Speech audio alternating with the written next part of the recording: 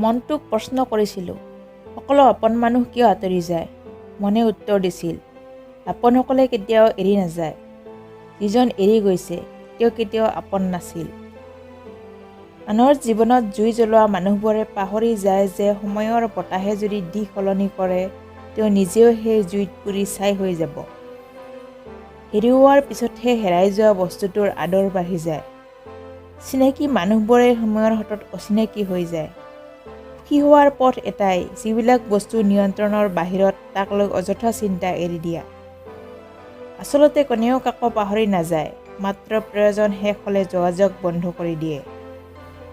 ইংৰাজী মাত্ৰ এটা ভাষা, ই কেতিয়াও কাৰো শিক্ষাগত যোগ্যতা নিৰ্ণয় কৰাৰ মানদণ্ড হ'ব নোৱাৰে। টকা পইচা থাকিলেই ভদ্ৰ হোৱা নাযায়, ভদ্ৰ হ'বলৈ পাৰিবাৰিক শিক্ষাৰ দৰকাৰ। জীৱনটো হ'ল এটা অভিনয়ৰ ৰংগমঞ্চ। ইয়াত কোনোবাই অভিনয় কৰে, কোনোবাই অভিনয় সহ্য কৰে, কোনোবাই অভিনয় চায়। অভিমান বা খং কৰি কেৱল ফেচবুকতেই ব্লক কৰা যায়, মনৰ পৰা নহয়। যিজনে তোমাক চকুমুদি বিশ্বাস কৰে, তেওঁৰ বিশ্বাস নেহেৰুৱাবা, কাৰণ বিশ্বাস এবাৰেই হয়, বাৰে বাৰে নহয়। ভুল মানুহেই কৰে আৰু যিসকলে কয় মই কেতিয়াও ভুল নকৰোঁ, তেওঁলোক মানুহেই নহয়। মানুহ হেৰাই গ'লে বিচাৰি পোৱা যায়, কিন্তু সলনি হৈ গ'লে আৰু ঘূৰাই পোৱা নাযায়। তুমি ভাল নে বেয়া সেয়া কাকো প্ৰমাণ কৰি দেখুওৱাৰ প্ৰয়োজন নাই, মাত্ৰ নিজৰ ওচৰত সদায় সৎ থাকিবা। সময়ে এদিন সকলো উত্তৰ দিব। বিচাৰিছিলোঁ ভাল পাবলৈ, কিন্তু কেতিয়া যে বিৰক্তিৰ কাৰণ হৈ গ'লো বুজি নাপালোঁ।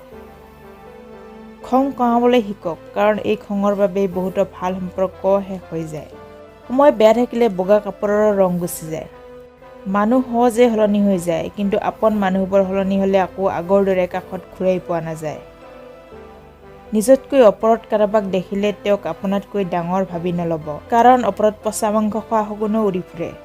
নিজতকৈ তলত কাৰোবাক দেখি তেওঁক আপোনাতকৈ দুৰ্বল ভাবি নল'ব।